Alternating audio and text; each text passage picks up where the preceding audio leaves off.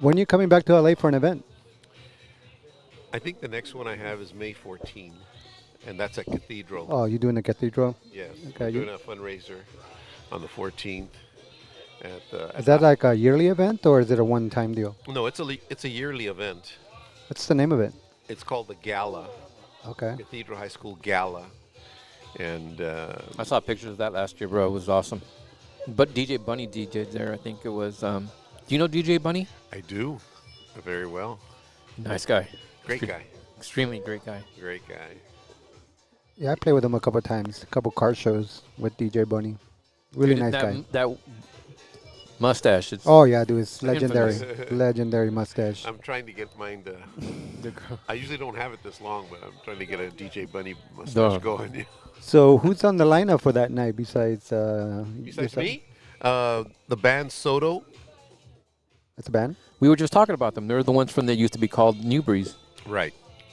Oh, We were just talking about the night we were here because El Gato used to be right down the street from here. I don't know if you ever heard of that place. It was, well, so one night they had Expose here. So Expose performed, and like Wizard was the resident DJ there at the time. And I guess Wizard was saying that the lead singer was actually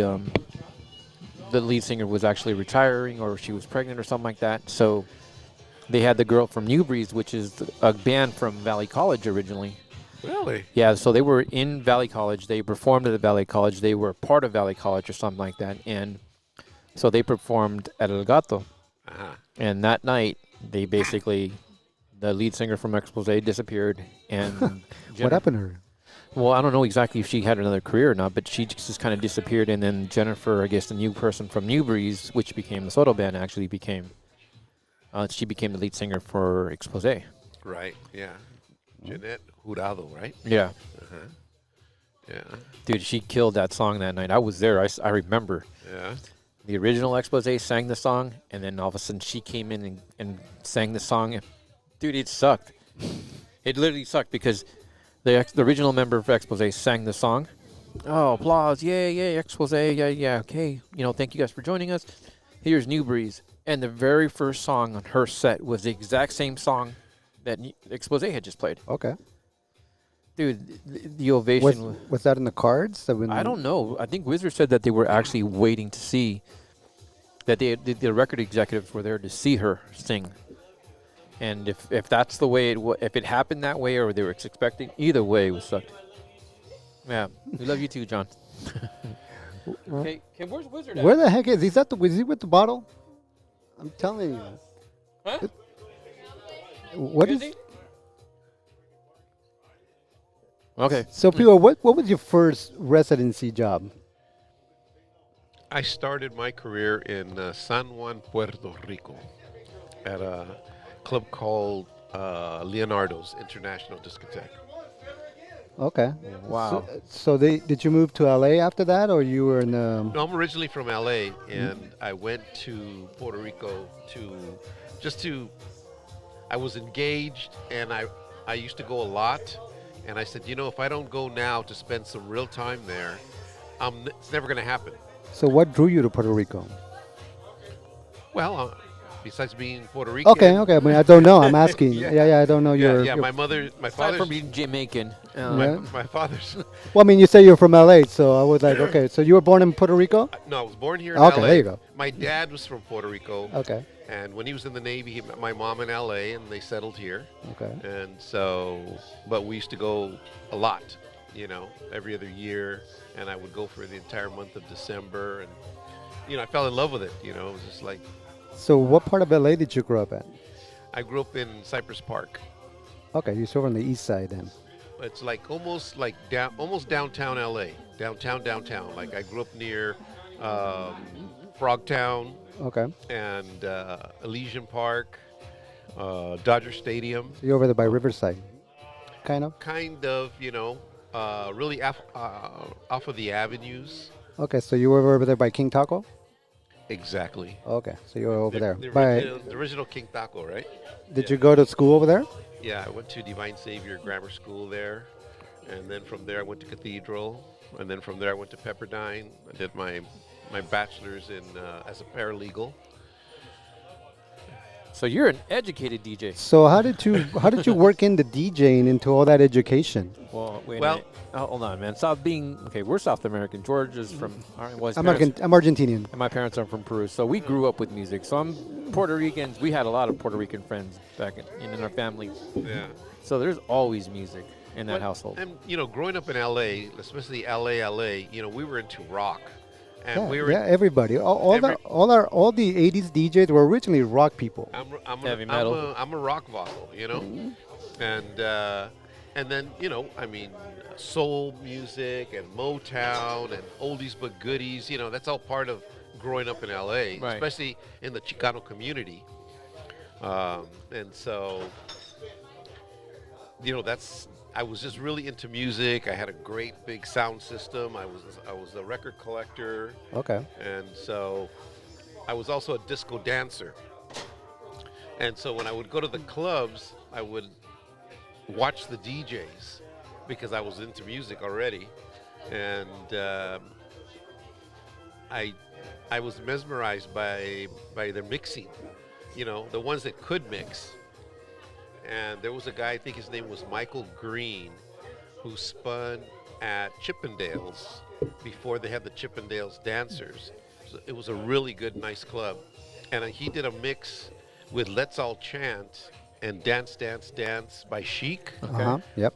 And they were answering each other, and I just was going, wow, that is so cool. So you were originally a dancer first. yeah, I was a disco dancer, Okay. And Wait, then- so you didn't start DJing like in high school or anything like No, that? I It sounds started- like you started DJing later in I life. think I started late, like when I was like 25 or something Wow. like that. Yeah, and I think it was 25. 25. That's a late 25, start. 26, something like that. Oh yeah, yeah, and I felt like I started late, but when I went to Puerto Rico, and I lived there for a year in '78, they had an ad in the paper for a DJ for a nightclub, had to have a degree and speak English. So Wow, you qualified. There it is. pick me. So I went and they trained me, and all of a sudden there I am DJing terribly. That was horrible, in like the #1 nightclub in Puerto Rico. So you had no prior experience to playing before then? No, Okay. I mean, I used to go to parties and I used to make cassettes, and I would Mixtapes? Mixtapes. Well, I don't know how mixed they were, but and so when I would go out, I would actually unplug my cassette deck and take my little mixed cassettes and put it in the trunk of my car. And if it wasn't happening, I'd say, hey, I got some music. I got a cassette player. Play some music if you want. But I wasn't like I mixed them or anything. Right. But it was just a good disco music because I was buying 12 inches back then. Do you remember what the first 12-inch record was that you purchased? I mean, I know that's kind of a... I think everybody might know. I mean, I know. People knows. Oh, it was Fly, Robin, Fly. Oh, Oh. Wow. Yeah. see that... like I said, mine was Nice and Wild, Diamond Girl. Oh, okay. Mine was I'm Ready, Kano. Ah, okay. Climax. Climax. Yeah, that was Meeting my in the ladies' room. meeting in the ladies' room with my first 12-inch. Okay. When did you start DJing, George? 1986. Yeah, 1986. And El Sereno. Dude, every time I hear this song, I love this song. This is a track. So, people, you were playing in Puerto Rico. For how long were you playing at that club? What was the name of the club? It was called Leonardo's. Leonardo's, that's right. Leonardo's International Discotheque, and it was a super cool club. Great dance floor. It was an elite type of crowd. So was it just like one of those typical 70s discos with all the lighting and all the It was- effects and all that stuff? It was very plush, Okay. and the dance floor definitely lit up with the lights underneath. Oh, wow. And at like 4 o'clock in the morning, Four they had of yeah, because I played until 5 or 6 over there. Hmm. The club opened at 10, so they would lower a table, onto the dance floor, and it had meatballs and stuff like that. Oh. Yeah, and then they would bring it back up. They had an ice machine, and so it was So, really would cool. you say that was the Studio 54 Club of Puerto Rico? It was at the time, but the clubs there are small. Okay. Yeah. How big is how small is small? I mean, it was like 200-300 people, or Like, yeah, 300 to 400 people. still big for us. But yeah, I have pictures. Oh, I have pictures so of the club. so that you by the time you left Puerto Rico, were you already a well-seasoned DJ, or were you still in the learning process? I'll tell you what happened. I was terrible, and I wasn't even listening to the song that was playing. I would just listen to my headset, and all of a sudden I'd go, bam! Right turn, And right turn. a good friend of mine told me, man, eso mezcla, brother, está cabrón, Huh. And I thought it was a compliment. a compliment, but it wasn't. And one time on a Sunday, they brought in a DJ from New York, and I still had the rubbers on the turntable. Oh, the 12s? No, they The weren't. rubbers, They, those thick rubbers. I know Your which one. original, The yeah. 1200s No, actually had those thick pads too as no, well. they weren't 1200s. I don't remember what they were. And so the DJ, his name was Nick. He looked and he goes, how do you mix? I go, what do you mean? What do you mean?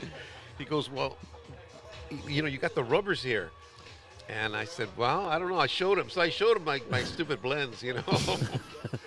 And so he goes, let me show you something. So he took out a record. He took out the sleeve. He split it in half. He he made, Slip mats. slip mats out of paper.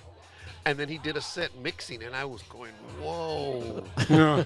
And then he taught me, a little bit. And then another friend of mine says, hey, listen, take two of the same record and mix back and forth. And that's what I did. It was a Giorgio Moroder MC Squared, I think it was, the White Album. Okay. And that's what I did, and that's how I learned how to mix. Just back and forth with the same two rolos. The same, yeah, exactly. Yeah, Just that's learning cool. how to keep it on beat, you Yeah, know? yeah.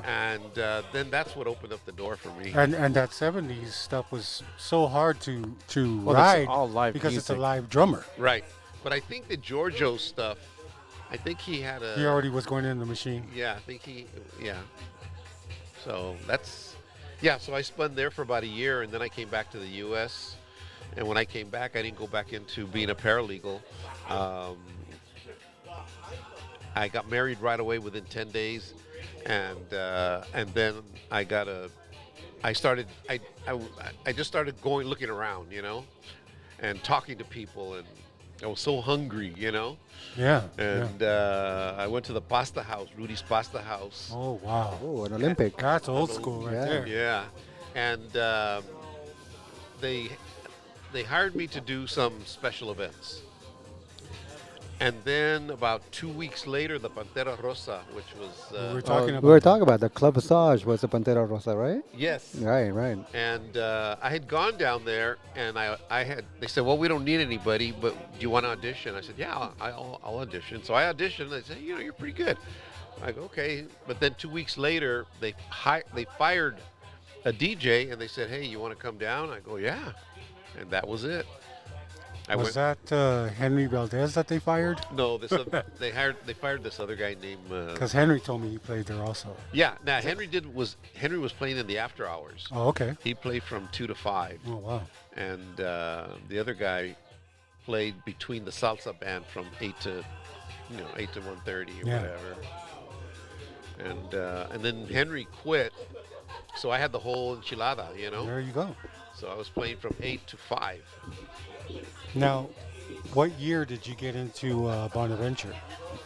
I got there from when they opened up. I was there for the grand opening. Really? When they first opened, I huh? was there for the grand opening, Wow.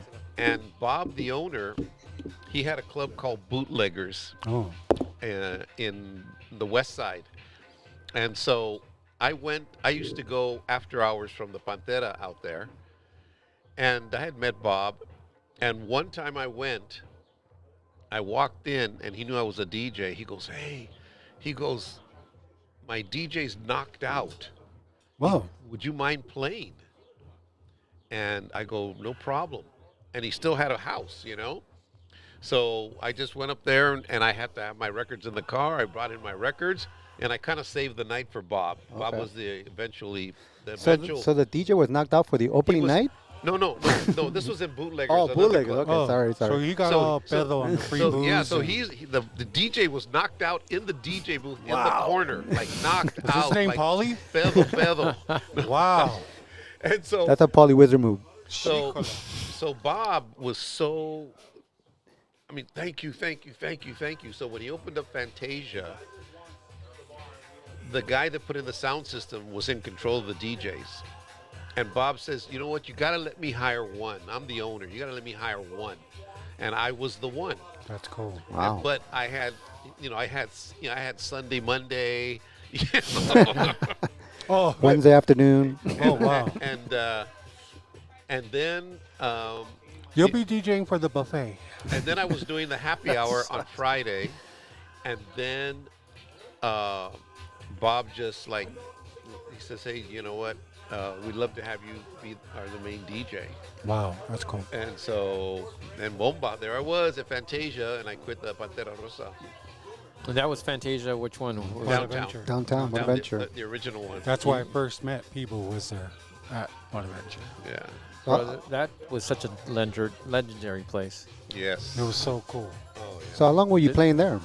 Well, I played there for about 2 years, and then Mr. J's in El Monte offered me a lot of money. So, like a dummy, you know, I left Fantasia to go to Mr. J's. Oh, you were part of Muscles and Motions, or what was it? Muscles and what's that?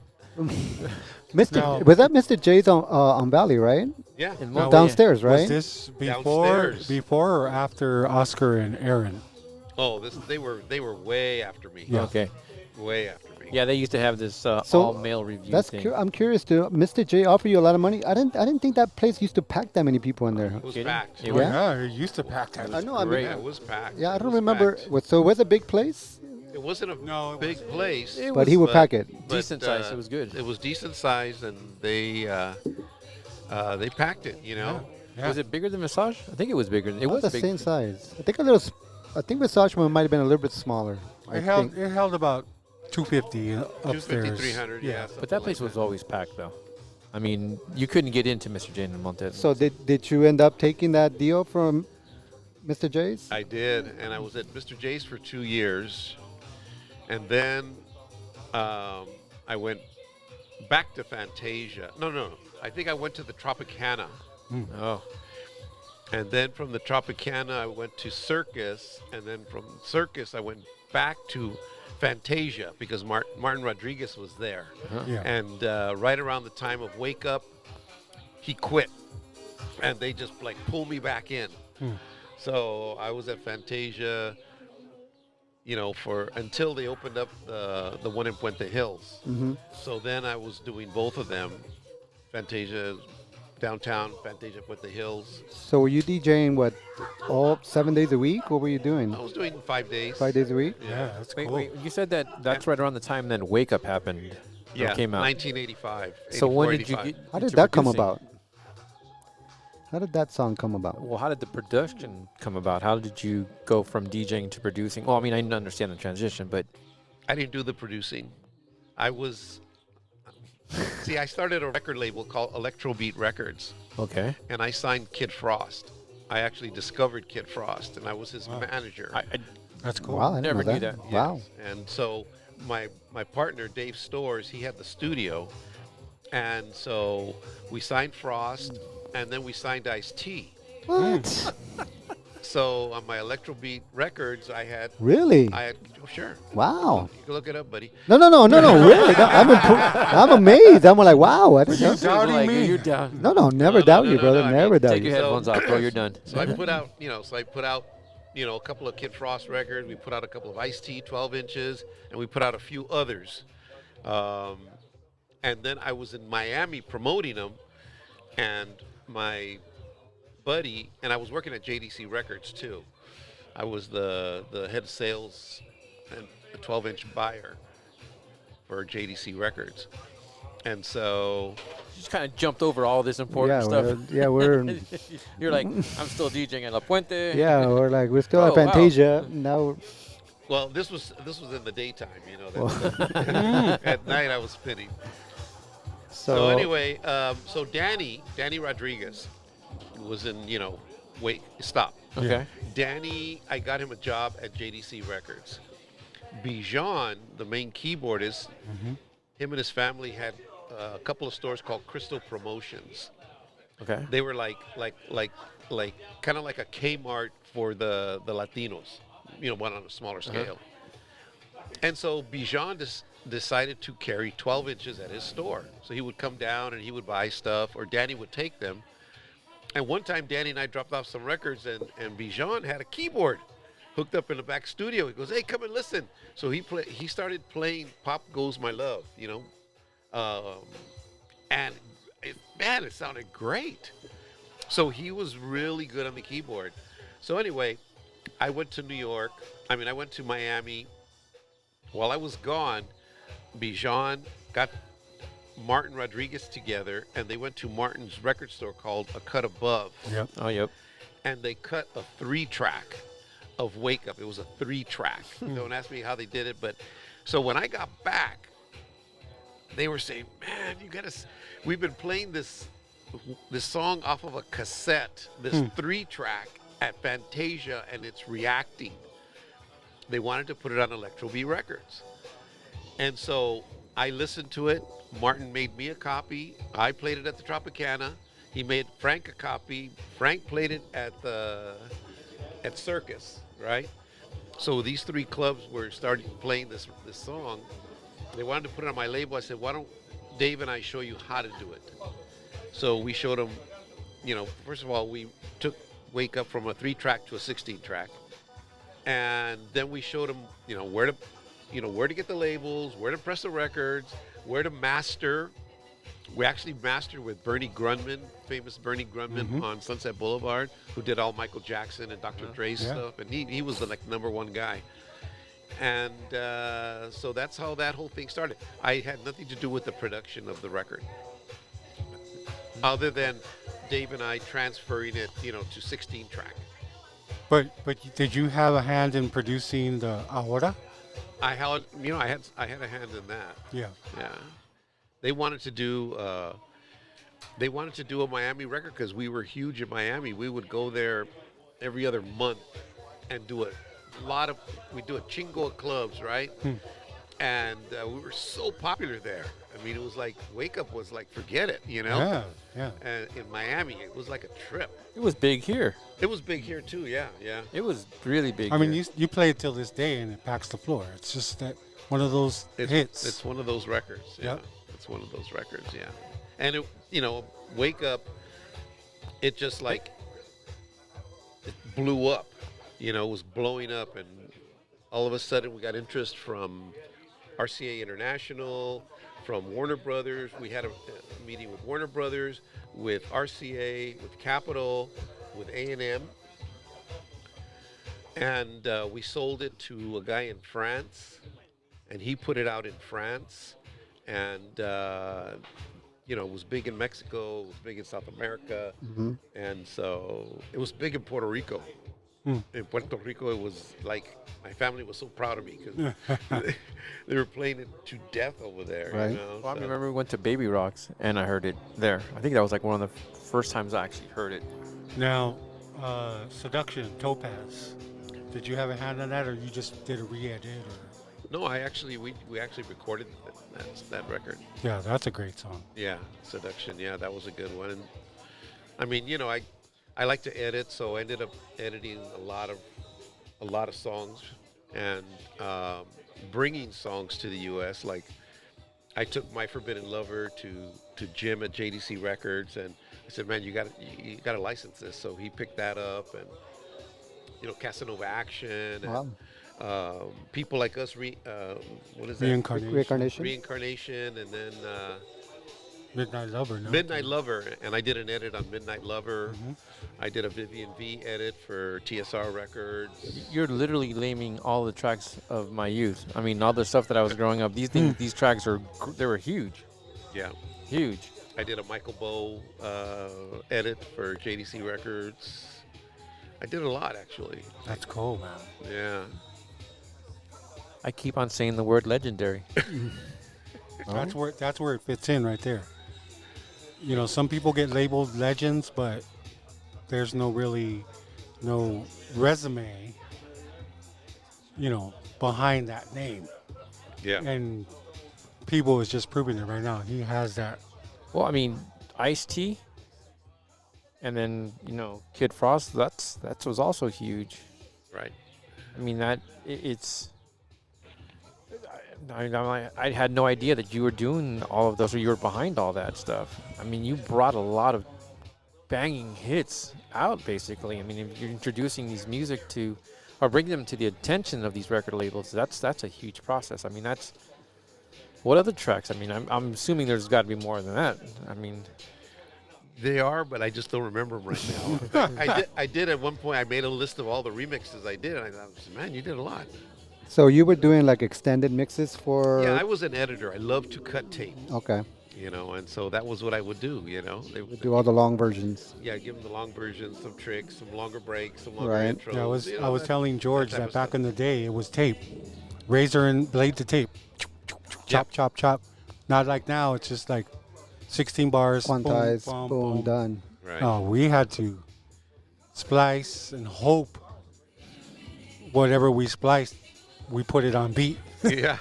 Yeah, no, I used to do my own remixes, and whenever I spun, I used to take my reel-to-reel wherever Yeah. I went.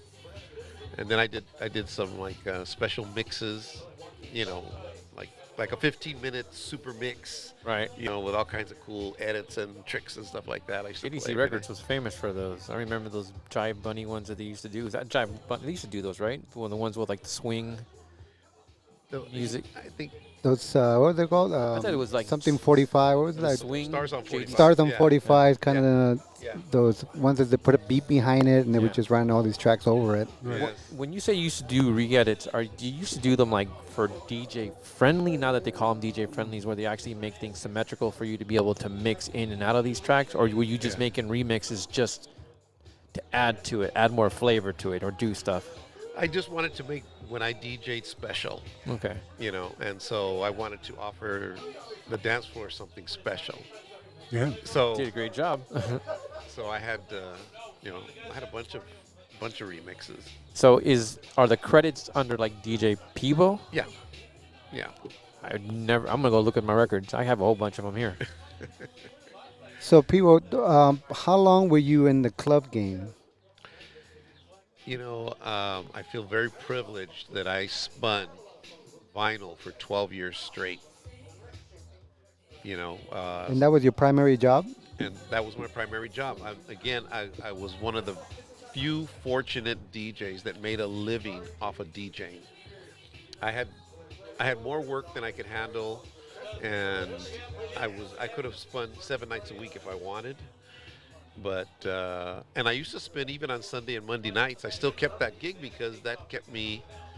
I could just try new things and stuff like that. So I was off maybe Tuesday, Wednesday. So did you have a rival DJ back in the days where you guys were like head to head competing for dance floors? Like, who got the biggest dance floor, who was playing the biggest tracks? Was there another DJ in LA that was kind of like at your level, or a guy that you looked up to? Hey, that's the guy that I'm competing with, looking up with? I don't know, something like that. Was there another guy that was just throwing down at that time? Well, I mean, Martin Rodriguez was, he was at Circus. We were playing musical DJ, then he was at Fantasia, and then he went, I would, we went kind of like back and forth. Okay. Frank Del Rio was really, really good too, That we didn't compete with each other. No, but I'm No. saying you guys were the guys that were basically controlling the discotheque scene, right? Kind of?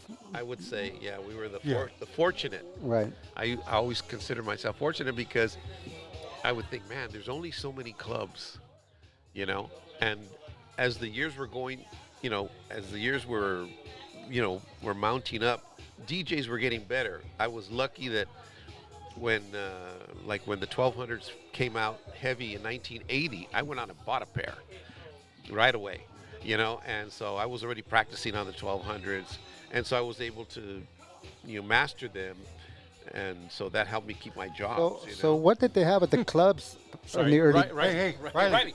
Hey, what? What did they have at the clubs of the early days if they weren't 1200s? They were the 1500 digital. Okay. And then there was the 1700, there was the 1800, and they had like little tiny knobs, Yeah. Um, I tried out those digital ones at Audio Climax. And those were direct drives. Direct drive, but they Yeah. were digital with a plus and minus. yeah, they had a plus and a minus instead of a pitch control. Okay. So you're going, zzz, So, Yeah.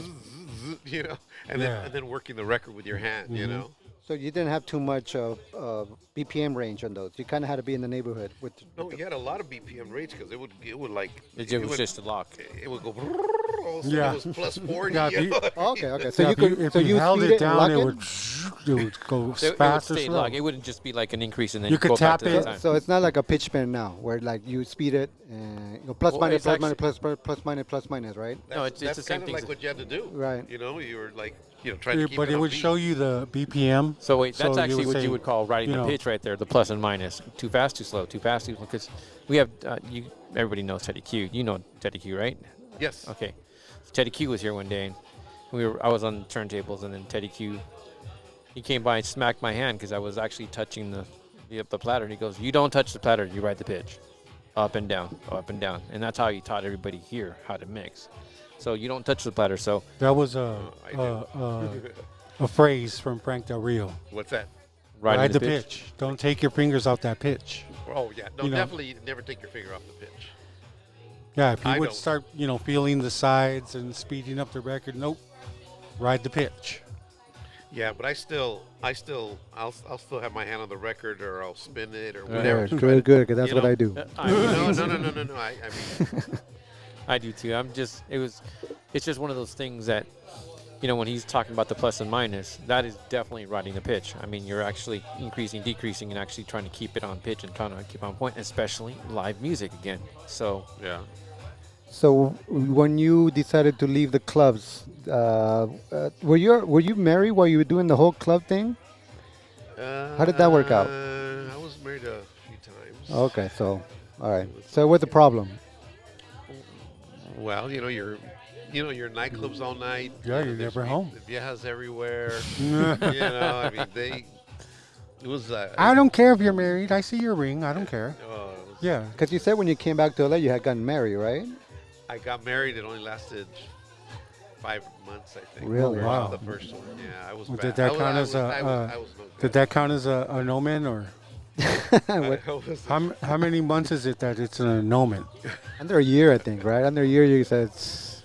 Where it's like you don't gotta pay, you don't gotta pay or nothing. It's like bye. So I mean, it might be too personal, I was but going to say, maybe we should change that topic more back to the club. I'm just wondering. I'm just People's wondering. like, How, well, nice talking to you. I wonder Yeah. how a nightclub DJ like that would balance that kind of live. There's no way of balancing those two things together, right? It never balanced. Yeah. Okay. No, It it never doesn't. balanced. It doesn't. It was a bummer, man. It was a bummer I mean, because they would get really upset. and when I was really DJing hurt. at the clubs and I had a girlfriend, it was so hard. You meet a girlfriend while you're playing and they're like, I know you're a DJ, I'm cool with it. But then once they find out, that there's a lot of girls there and this and this Okay. and this and No, that. and you it's- know yeah, what? My love was music. yeah. It really yeah. was, and I never cheated on them. Any of them, Well, I- technically you got married, so you cheated for a moment. I guess. No. but honest, it was all about the music. Yeah. I was addicted. I would write down every mix every night, and then I would record all the mixes, and then when I would go home, I would listen to them in my car, and I'd be sitting in my car until 4 or 5 o'clock in the morning listening to every Oh, mix. see, that's true dedication. And then Yeah, that's it's hardcore. because That's dedication. That's a person that's actually taking their art very serious. I mean, we have DJs here who literally mark their tracks, do all their stuff, show where their vocals are at, and then they the key, they do everything, and I, it's a lot of work. Oh, It is. well, But let it me just ask. Yeah. didn't seem like work, though. Let me ask you this about that. Oh, yeah, I'm sorry. But That's a beautiful comment. It didn't seem like work. That's such a true comment. I mean, that's a great comment to make, so actually. when did you incorporate keys into your mixes? I incorporated keys in 1985 or Okay. 6. How'd you know? Well, I mean, I Mm. saw your records right now, and there had the keys on them, so I was like, I'm a key mixer. me Yeah. too. I To the mean, bone. I'm a key guy. I Well, mean, it's I'm that always on. harmonic mixing, I It guess. just makes the mix sound so beautiful. Mixing and key, yeah. Yeah, but See, back then there was there was so much innovation going on in the '80s, with DJs and stuff, and we had the New Music Seminar in New York that we would go to during the summer, and people were coming out with stuff. There was hot tracks were coming out. Besides all the other mix Yeah, the subscriptions, services, yeah. services, right? And this guy came out with a mixing in key magazine I remember that. that you would subscribe to, and every month you would get a magazine plus almost all the records. They already marked. They already had the key for nice. you. Yeah. But it didn't really take off. I don't know why. I mean, I loved it. Really, But it didn't take off mixing and it key. didn't take off. They lost money, and they went out of business. No, but were you? Did you notice a lot of DJs picking up, going out, mixing on keys, or they didn't really get No. into that deep into No, it? they didn't. I don't know. I didn't even. I just know I liked it. Right. In fact, I liked it from the very first mix that I did. It's in, beautiful. in key. It was Yeah, like- there's Harmonic. It's there's mixing in key. There's beat counting, that you count your beats and know when that drops, and then the bass line kicks in. And that's another thing that DJs learn and study, where other DJs don't do that. It's just like chopping on the one. doing all boom that and stuff. boom. That's it. In and out. Yeah. But you know what though? Those DJs that do that, I mean, like Peebo, I don't know. I'm sure you're not counting music or anything like that. You just do it because you know where the feelings are. You know what the music's at. You know what the structure of each track is going to be. You know where it's going to drop, and you do that by feel. There's people that actually study the science of that and learn that in order to mix, Right. which is, impressive in its sense itself as well. But, geez, I'm still thinking about all those tracks. I did not know you literally had a hand in a lot of those tracks. There's a lot of music in that. But Now, when did you start working with Thump Records? Uh, Thump Records was after me in the late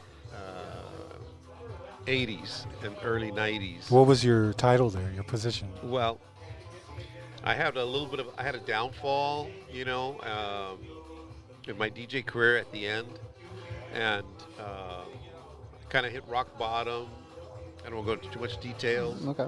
No problem. but and Bill and Al, the owners of Thump Records, were always after me. I didn't want to work for that. I didn't want to work for them. I didn't want to work for Lowrider Magazine. I didn't want to do that. That wasn't my thing, But I was kind of desperate, and so I said, okay. I went down there, and Thump Records it had Bill, the owner, and Al ran Lowrider. Right. And Bill had one part-time guy, and that was it. And so I said, well, what do you want me to do? I said, well, I just want you to, because he knew that I worked at JDC Records, and I was a sales manager there. He says, well, I just want you to help me get my record. Blah, blah, blah, blah. I go, okay, cool. $200 a week. I was making $200 a night. No. Now I'm making $200 a week. Wow.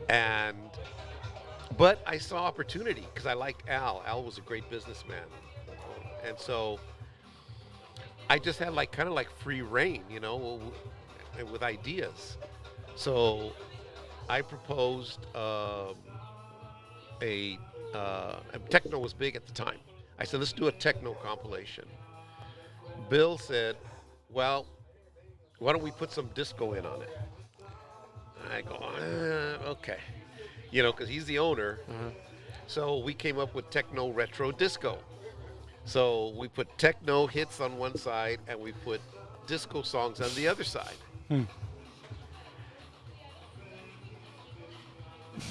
That was what?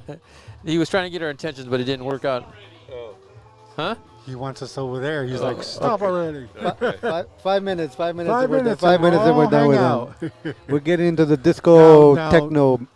Were you involved in putting together those disco mixes like Martin did? You did one. I did them all. and- You did them all? I did them all. What was it called? Well, we had the circus.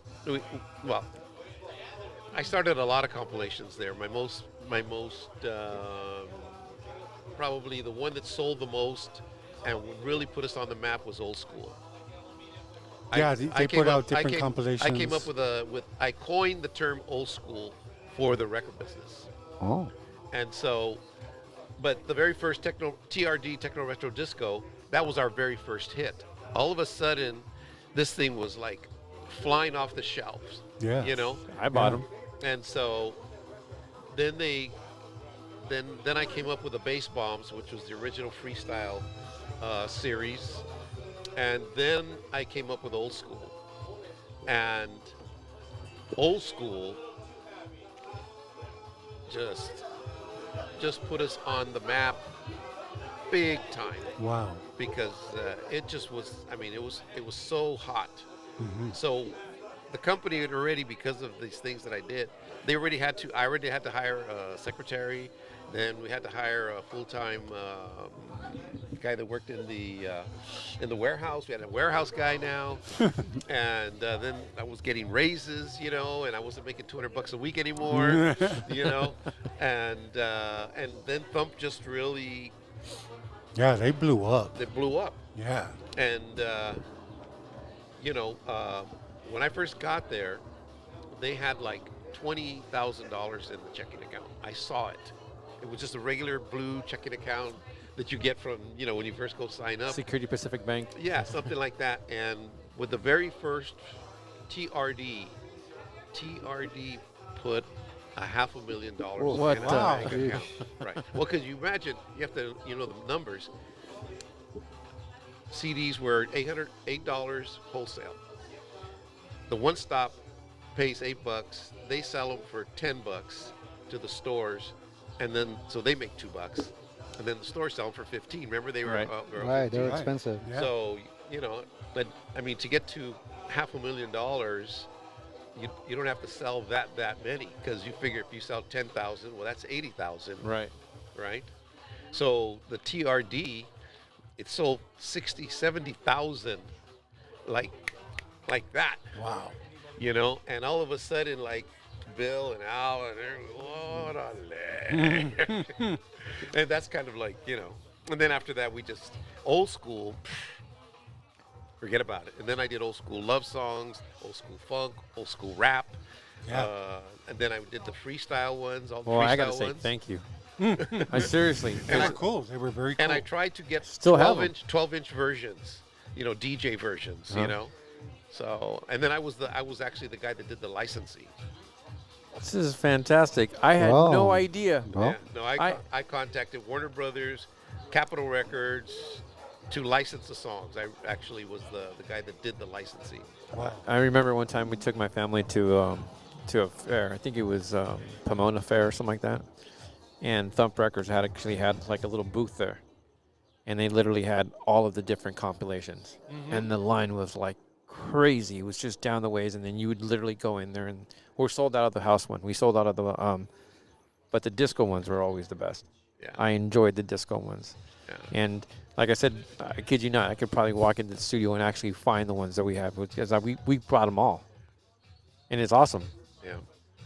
Okay, Mr. Pivo. Thank you for joining us. Thank you for telling us your story. I mean, we have your fans over there waiting for you. Thank you for your contribution to To all of music. the music, period. I had no idea. And again, legendary is the word that comes to mind. And thank you for all of everything you've done, all the stuff, your talent you've shared. So, because you think about it, if this gentleman had not been at the right place at the right time, Which those it seemed- compilations would have never probably been made.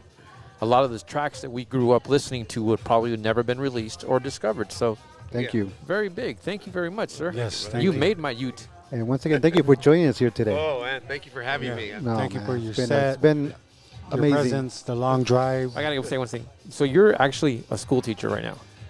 How did that come about though? I need to ask. Well, you know, when Napster came in, Napster turned the record industry upside down, right? Uh-huh. All of a sudden, the perception of the public was that music was free, right? So now everybody's downloading music from, you know, and people had that attitude. Right. Why should I pay for it? I could just download it from the internet. And then the computer manufacturers were putting burners in all the towers, right? Right. So now all of a sudden, music is free and you have a burner, right? So sales started pummeling for everybody, you know, pummeling. And all of a sudden, it started to hit us. You know, as a compilation company, we don't own the masters. We license them for the compilations. Right. And you license them for 3 to 5 years at a time. So every 3 years, you got to relicense. So you don't own those masters. So our sales started going down like everybody else. Then all of a sudden, we had started to let people go, Then we started shrinking. Yep. Then all of a sudden, they hit my pocketbook. Mm-hmm. The first hit I could take. The second hit made me sell my house. Oh wow. Wow. Yeah, and I was living the high life. You know, I was. I had a big pad, and I had Scarface life. Rock and roll, rock and roll. Not that big. I mean, you know, it was, but I had a really Where- nice where house were- in Chino Hills. Oh, you're up in Chino Hills, yeah. And then all of a sudden, you know, the record industry wasn't what it was. And CDs weren't selling, you know, all the record stores were closing, Tower Records and Music Plus and Right. Licorice Pizza. Oh, and licorice pizza. so, and now and then we had to go from a big, beautiful office down to a you know, not very nice place. And I just said, what are you doing? You know, it's like over. The ride is over. So I said, you know what? What's always been my how do you say, my backup plan was school, was education, because that's what got me there to begin with. My ability to be as a paralegal, to license songs for Thumb Records, right? And I was also the writer. I wrote all the commercials. I did all the PR, you know, and I did all. And so I just said, I'm going back to school. So I started taking Spanish classes, and then I discovered teaching ESL, and then I applied to some universities, and I got accepted, and I flew to Puerto Rico to do my master's, and you know, I just told Bill, I told Thump Records, you know, I've had it. I gotta, you know, I gotta do something. So that's what I did. So I That's got a hard education to go back to Puerto Wow. Rico to get your master's. yeah. What a tough life, huh? Very, very interesting life you had, my friend. Very interesting. Thank you for sharing it with us. Thank Hey, you. no problem. Thank you no very much. problem. I hope I kept it PG. Oh, you know? no, You no. kept it real PG. Very PG. It was actually G. It was Because very when informative, me though. and people talk, it's like triple X. It's like, cut the tape. Kept the tape. Yeah, we get a little crazy, man. Yeah. Okay, so we'll let him go back to his fans over there, All because right, brother. they're calling him. Thank you again, brother, for Oh, joining us, man, my brother. thank you guys for having me. Amazing. Man. Thank you. Thank Muchas you. gracias por todo. Oh, Ya yes, se thank you, sabe. man. All right, guys. All right. So we're out of here. Thanks, everybody. Okay. Thank you. Bye-bye.